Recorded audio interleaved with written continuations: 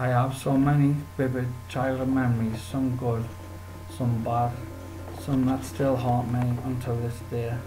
That being, I remember my father asking my mother how much benefits were coming into the household. She replied by saying, "Look, Michael, your dad's high again. I'm going to have to up his medication again." This has always haunted me.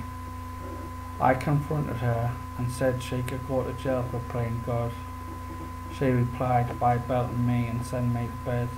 To cut a long story short, my father was sedated, well, overdosed by his own wife, my own mother, so she could have her sorted way with the money that came into the household, and spent it all at bingo.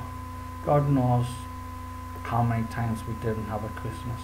We all lived on what other people threw away, clothes, toys, even food. But I believed it was normal. All my siblings did until we had grown up.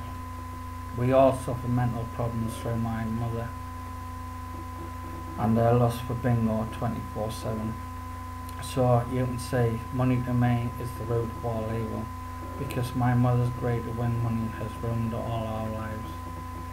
When I look at my mother, I see Gollum from The Lord of the Rings. "Oh, precious, my precious." The greed has her consumed. Well, I left school with no grades, as did my brothers and sisters. After a few jobs, I soon got bored and decided I wanted to join the armed forces. I enlisted into the Royal Artillery in October 1994. I knew nothing of military life, but soon got into the swing of things. I soon decided this was the life for me. Life was great. After 10 weeks of basic training, I ran a mile and a half in 8 minutes. My grouping on the firing range was 29mm at 300 yards without telescopic sights. For those who don't understand what a grouping is, it consists of shooting 5 rounds at a target. Your first round hits the target and the other 4 rounds follow. All 4 rounds were within 29mm of the first round that hit the target. So basically, I put 5 rounds into someone's left eye at the distance of 3 football pitches. So I became a top marksman for my trooping training. I was so proud.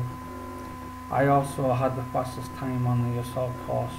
I always remember there was a guy I just couldn't beat running. He was called Johnson. It wasn't until we passed out that he came over to me and said, "Hey George," which is short for Geordie. That's what people from the northeast of England get called. He told me that he was a British tetrathlon champion whom had been coached from the age of 9 years old.